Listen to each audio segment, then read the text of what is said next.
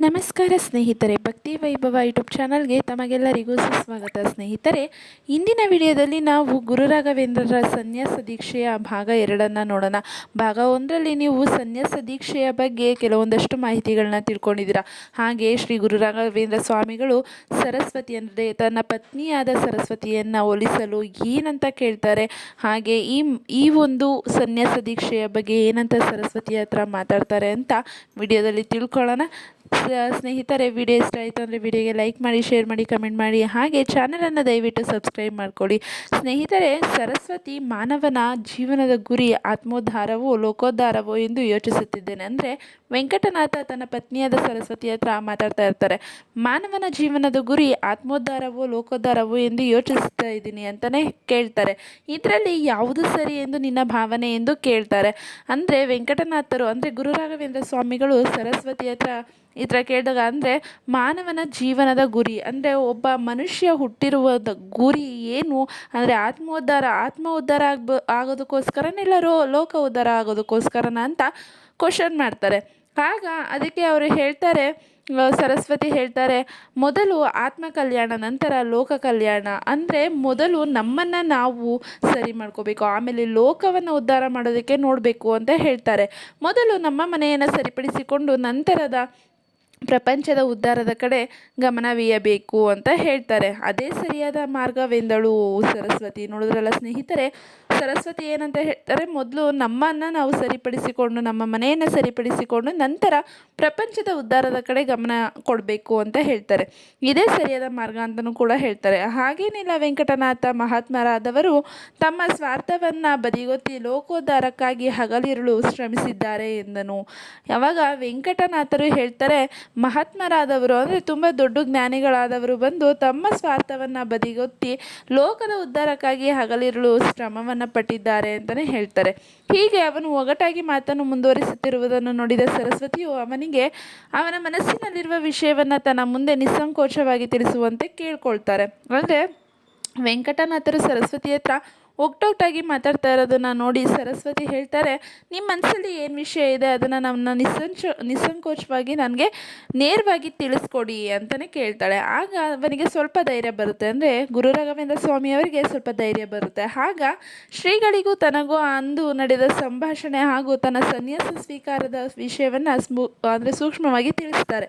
ಸರಸ್ವತಿಗೆ ಅವರು ಹೇಳ್ತಾರೆ, ಸ್ವಲ್ಪ ಧೈರ್ಯ ಬರುತ್ತೆ ಈ ಮಾತನ್ನು ಕೇಳಿದ್ಮೇಲೆ. ಸರಸ್ವತಿ ಹೇಳಿದ ಮಾತನ್ನು ಕೇಳಿದ್ಮೇಲೆ ಸ್ವಲ್ಪ ಧೈರ್ಯ ಬಂದು ಆ ಶ್ರೀಗಳಿಗೂ ಮತ್ತು ಇವರ ನಡುವೆ ನಡೆದಂತಹ ಸಂಭಾಷಣೆ ಮತ್ತು ಸನ್ಯಾಸದ ಸ್ವೀಕಾರದ ಬಗ್ಗೆ ಸೂಕ್ಷ್ಮವಾಗಿ ತಿಳಿಸ್ತಾರೆ. ಇದಕ್ಕಾಗಿ ಆಕೆಯ ಸಹಕಾರವನ್ನು ಹಾಗೂ ಸ್ಪಷ್ಟ ಅಭಿಪ್ರಾಯವನ್ನು ಕೋರ್ತಾರೆ.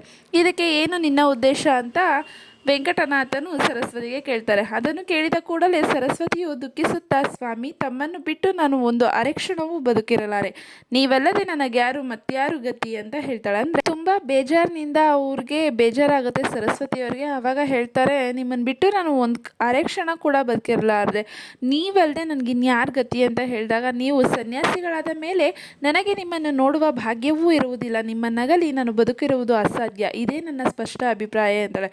ಅಂದರೆ ಸನ್ಯಾಸ ದೀಕ್ಷೆ ಪಡ್ಕೊಳ್ಬೇಕು ಅಂತ ಗುರು ರಾಘವೇಂದ್ರ ಸ್ವಾಮಿಯವರು ಆಶಿಸ್ತಾ ಇದ್ದರೆ ಪತ್ನಿ ಸರಸ್ವತಿ ಬಂದು ಹೇಳ್ತಾರೆ, ನನಗೆ ನಿಮ್ಮನ್ನು ಬಿಟ್ಟು ಇನ್ಯಾವುದೂ ಇಲ್ಲ, ಅದಕ್ಕೋಸ್ಕರ ಇದೇ ನನ್ನ ಸ್ಪಷ್ಟ ಅಭಿಪ್ರಾಯ ಅಂತ ಹೇಳ್ತಾರೆ.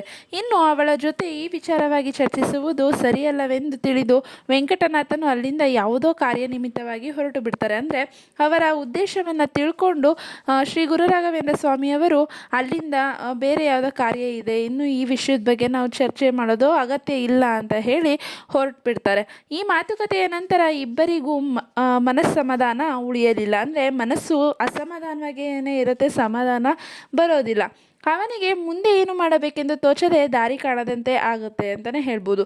ಹಾಗೆ ಸರಸ್ವತಿ ಒಂದೇ ಮಾತಿನವಳು. ಅವಳನ್ನು ತನ್ನ ಸನ್ಯಾಸ ಸ್ವೀಕಾರಕ್ಕೆ ಹೇಗೆ ಒಪ್ಪಿಸುವುದೆಂದು ಅವರಿಗೆ ಗೊತ್ತಿಲ್ಲದೆ ಚಡಪಡಿಸತೊಡಗಿರುತ್ತಾರೆ.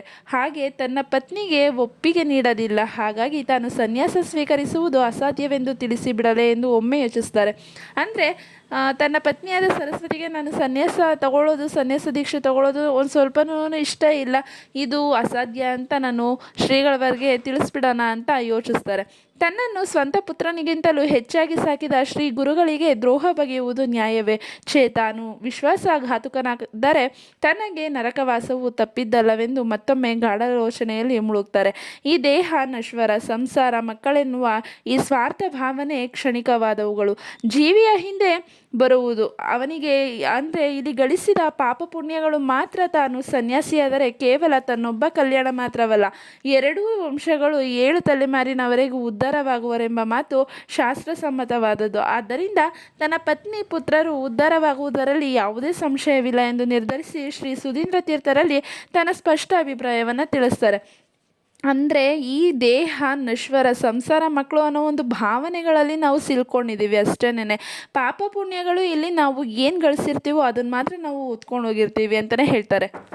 ನಾವು ಪ್ರಪಂಚದ ಮೇಲೆ ಯಾವ ಪಾಪವನ್ನು ಮಾಡಿರ್ತೀವಿ, ಯಾವ ಪುಣ್ಯವನ್ನು ಮಾಡಿರ್ತೀವಿ ಅನ್ನೋದು ದೇವ್ರಿಗೆ ಮಾತ್ರ ಗೊತ್ತಿರುತ್ತೆ. ಸೊ ಆ ಪಾಪ ಪುಣ್ಯವನ್ನು ಮಾತ್ರ ಲೆಕ್ಕಕ್ಕಿಟ್ಕೊಂಡು ದೇವರು ನಮ್ಮಲ್ಲಿ ಈ ರೀತಿಯಾಗಿ ಹೇಳ್ತಾರೆ ಅಂತಲೇ ಹೇಳ್ಬೋದು. ಹಾಗೆ ಶ್ರೀಗಳವರು ವೆಂಕಟನಾಥನಿಗೆ ಕುಂಭಕೋಣದಲ್ಲಿ ಸನ್ಯಾಸ ದೀಕ್ಷೆ ಕೊಟ್ಟರೆ ಸರಸ್ವತಿಯು ನೊಂದುಕೊಂಡು ಅಡ್ಡಪಡಿಸಬಹುದೆಂದು ತಿಳಿದು ಅವನ ಶ್ರೀ ಗುರು ಪೀಠಾರೋಹಣದ ಮಹತ್ವವನ್ನು ತಂಜಾವೂರಿನಲ್ಲಿ ದೊರೆಯಾದ ರಘುನಾಥ ನಾಯಕನ ಸಮ್ಮುಖದಲ್ಲಿ ನಡೆಸಬೇಕೆಂದು ತೀರ್ಮಾನ ಮಾಡ್ತಾರೆ. ಈ ವಿಷಯ ಕೇಳಿ ವೆಂಕಟನಾಥನು ಸ್ವಲ್ಪ ಸಮಾಧಾನ ತಂದುಕೊಡ್ತಾರೆ. ಈ ವಿಚಾರವಾಗಿ ರಘುನಾಥ ನಾಯಕನಿಗೆ ಸ್ವಾಮಿಗಳಿಂದ ನಿರೂಪಣೆ ಕೂಡ ತಲುಪುತ್ತೆ. ದೊರೆಯು ನಂತರ ಶ್ರೀಗಳವರ ಪೀಠಾರೋಹಣಕ್ಕೆ ಬೇಕಾದ ಎಲ್ಲ ಸಿದ್ಧತೆಗಳನ್ನು ತನ್ನ ಮುಖಂಡತ್ವದಲ್ಲಿಯೇ ವ್ಯವಸ್ಥೆಗೊಳಿಸ್ತಾರೆ. ನಿರ್ಧಾರಿತವಾದ ಶುಭ ದಿನ, ಶುಭ ಮುಹೂರ್ತದಲ್ಲಿ ಶಾಲಿವಾಹನ ಶಕೆಯ 1543ನೇ ಧರ್ಮತಿ ಸಂವತ್ಸರದ ಪಾಲ್ಗುಣ ಶುದ್ಧ ಬಿದಿಗೆಯ ದಿನ ಶ್ರೀ ಸುಧೀಂದ್ರ ತೀರ್ಥರು ಪುಣ್ಯ ನದಿಗಳ ಜಲದಿಂದ ಅಭಿಷೇಕವನ್ನು ಕೂಡ ಮಾಡ್ತಾರೆ. ಪವಿತ್ರ ಪರಂಪರೆಯುಳ್ಳ ಸಿಂಹಾಸನದ ಮೇಲೆ ವೆಂಕಟನಾಥನನ್ನು ಕೂಡಿಸಿ ಪಟ್ಟಾಭಿಷೇಕವನ್ನು ನೆರವೇರಿಸಿ ಅವನಿಗೆ ಯತಿನಾಮವಾಗಿ ಈ ಶ್ರೀ ರಾಘವೇಂದ್ರ ತೀರ್ಥರೆಂಬ ನೂತನ ನಾಮಕರಣವನ್ನು ಮಾಡ್ತಾರೆ. ನೋಡಿದ್ರಲ್ಲ ಸ್ನೇಹಿತರೆ, ರಾಘವೇಂದ್ರ ತೀರ್ಥರು ಅಂತ ಏನಕ್ಕೆ ಹೆಸರು ಬಂತು, ಯಾವ ಶಕೆಯಲ್ಲಿ, ಯಾವ ಶಾಲಿವಾಹನ ಶಕೆಯಲ್ಲಿ ಅವರಿಗೆ ಒಂದು ಸನ್ಯಾಸ ದೀಕ್ಷೆಯನ್ನು ಕೊಡ್ತಾರೆ ಅನ್ನೋದನ್ನು ನೋಡಿದ್ರಿ. ಅಂದರೆ ಅವರು 1543ನೇ ದುರ್ಮತಿ ಸಂವತ್ಸರದ ಪಾಲ್ಗುಣ ಶುದ್ಧ ಬಿದಿಗೆಯ ದಿನ ಶ್ರೀ ಸುಧೀಂದ್ರ ತೀರ್ಥರು ಪುಣ್ಯ ನದಿಗಳ ಜಲದಿಂದ ಅಭಿಷೇಕವನ್ನು ಮಾಡಿಸಿಕೊಂಡು ಅವರು ಪವಿತ್ರ ಪರಂಪರೆಯುಳ್ಳ ಸಿಂಹಾಸನ ಮೇಲೆ ವೆಂಕಟನಾಥನನ್ನು ಕೂಡಿಸಿ ಪಟ್ಟಾಭಿಷೇಕವನ್ನು ನೆರವೇರಿಸಿ ಅವರಿಗೆ ಶ್ರೀ ರಾಘವೇಂದ್ರ ತೀರ್ಥರೆಂಬ ಹೊಸ ನಾಮಕರಣವನ್ನು ಮಾಡ್ತಾರೆ ಅಂತಲೇ ಹೇಳ್ಬೋದು.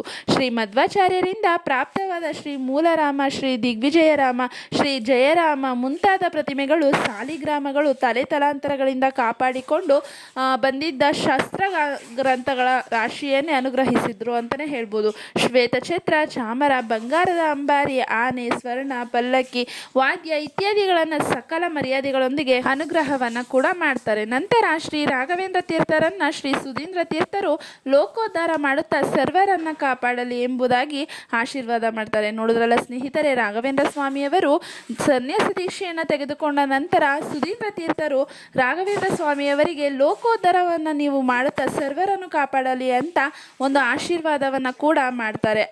ಅಂದಿನಿಂದ ಇಲ್ಲಿಯವರೆಗೂ ಶ್ರೀ ಗುರು ರಾಘವೇಂದ್ರ ಸ್ವಾಮಿಯವರು ತನ್ನ ಭಕ್ತರ ಉದ್ಧಾರಕ್ಕಾಗಿ ಜೀವನವನ್ನು ಅಂದರೆ ಅವರ ಭಕ್ತರ ಕಷ್ಟಗಳನ್ನು ಅರಿತು ಅವರ ಜೀವನ ಉದ್ಧಾರಕ್ಕಾಗಿ ಇಂದಿಗೂ ನೆಲೆ ನಿಂತಿದ್ದಾರೆ ಮಂತ್ರಾಲಯದಲ್ಲಿ ಅಂತಲೇ ಹೇಳ್ಬೋದು. ಅದಕ್ಕೋಸ್ಕರ ನಾವು ಯಾವಾಗಲೂ ಹೇಳ್ತೀವಿ, ರಾಯರು ನಮ್ಮ ಕಷ್ಟ ಕಾರ್ಪಣ್ಯಗಳನ್ನು ಕಾಪಾಡ್ತಾರೆ, ಹಾಗೆ ರಾಯರು ನಮ್ಮ ಜೊತೆಗಿದ್ದಾರೆ, ರಾಯರು ಎಂದಿಗೂ ನಮ್ಮ ಜೊತೆ ಇರುತ್ತಾರೆ, ರಾಯರಿದ್ದಾರೆ ಅಂತಲೇ ಹೇಳ್ಬೋದು. ಸ್ನೇಹಿತರೆ, ನೋಡಿದ್ರಲ್ಲ ಸನ್ಯಾಸ ದೀಕ್ಷೆ ಗುರು ರಾಘವೇಂದ್ರ ಸ್ವಾಮಿಯವರು ಹೇಗೆ ತಗೊಂಡ್ರು, ಹಾಗೆ ಭಕ್ತರ ಉದ್ಧಾರಕ್ಕಾಗಿ ಹೇಗೆ ನೆಲೆ ನಿಂತರು ಅಂತಲೇ ನೀವು ಈ ವಿಡಿಯೋ ಮೂಲಕ ತಿಳ್ಕೊಂಡಿದ್ದೀರಾ. ಸ್ನೇಹಿತರೆ, ಇನ್ನು ಮುಂದೆ ಸರಸ್ವತಿಯು ಏನು ಮಾಡ್ತಾರೆ, ಸನ್ಯಾಸ ದೀಕ್ಷೆ ತಗೊಂಡಾದ್ಮೇಲೆ ಗುರು ರಾಘವೇಂದ್ರ ಸ್ವಾಮಿ ಅವರ ಪತ್ನಿಯು ಏನು ಮಾಡ್ತಾರೆ ಅನ್ನೋದನ್ನು ಮುಂದಿನ ವಿಡಿಯೋದಲ್ಲಿ ತಿಳ್ಕೊಳ್ಳೋಣ.